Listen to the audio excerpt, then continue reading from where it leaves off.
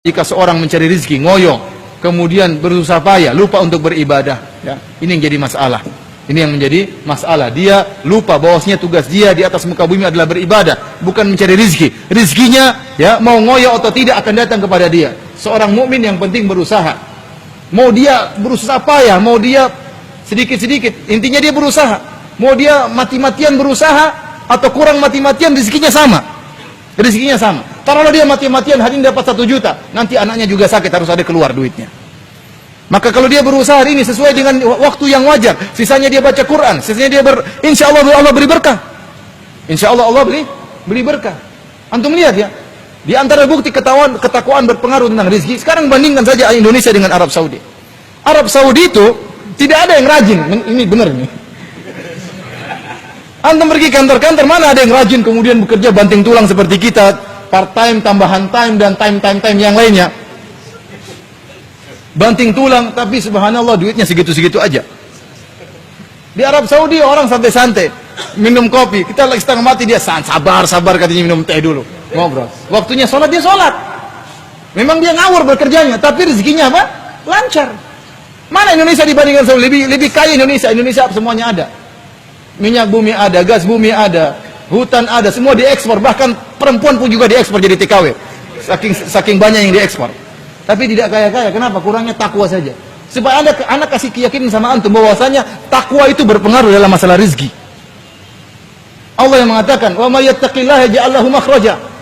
Barang siapa yang bertakwa, Allah berikan jalan solusi. Wa yarzuquhu min haitsu la yahtasib. Dan Allah berikan rezeki kepada dia di arah yang dia tidak sangka-sangka. Maka antum berusaha, antum bekerja, waktunya sholat, ya.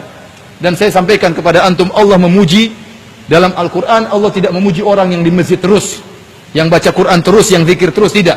Tapi yang Allah puji orang yang berdagang, orang yang bekerja, yang bertransaksi, tetapi jika datang panggilan Allah, dia sholat. Kata Allah Subhanahu Wa Taala, antum catat ayat ini biar antum tidak lupa-lupa, ya. Jangan sedih jadi pedagang, ya. Masuk surga tidak harus jadi ustaz. Dalam surat Nur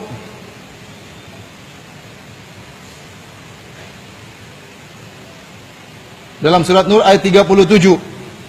Surat 24 ayat 37. Surat ke-24 ayat 37 kata Allah, "Rijalun la tulhihim tijaratun wala bai'un an dzikrillahi wa iqamis salati wa ita'iz zakah. Yakhafuna yawman tataqallabu fihi al-qulubu wal absar." Para lelaki yang mereka berdagang, mereka bertransaksi, tetapi perdagangan mereka dan transaksi mereka tidak melalaikan mereka dari mengingat Allah, dari sholat. Ini yang Allah uji, Allah puji orang-orang seperti ini. Kenapa mereka hebat? Mereka harus cari rezeki. Kenapa? Karena mereka punya tanggung jawab untuk ngurus anak dan istri. Mereka harus bekerja. Kenapa? Mereka ingin menafkahi orang tua mereka. Tetapi pekerjaan tersebut tidak melalaikan mereka untuk sholat, untuk berzikir kepada Allah, untuk mengingat hari kematian, untuk ikut pengajian, untuk bersedekah, untuk baca Quran. Ini yang hebat seperti ini. Ini yang Allah puji. Maka saya katakan, Allah tidak memuji orang di masjid terus baca Quran terus nggak pernah bekerja. Tidak, ini tidak pernah disebut dalam Al-Quran. Justru sebaliknya, Allah memuji orang yang bekerja, namun pekerjaannya tidak melalaikan dia dari apa? Dari mengingat Allah Subhanahu Wa Taala.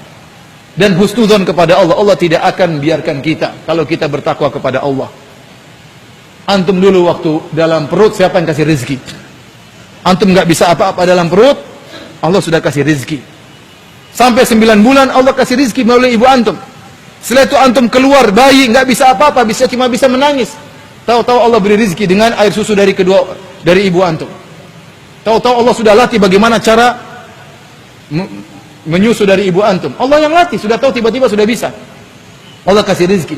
Kemudian Allah kasih rezeki sampai ente besar, sampai kuliah, sampai lulus.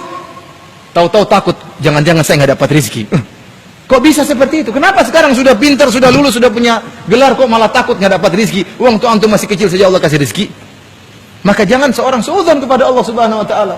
Yang penting dia berusaha, disertai dengan takwa, maka insya Allah Allah akan berikan dia kepada dia rezeki yang cukup bagi dia, ya, dan akan membahagiakan dia.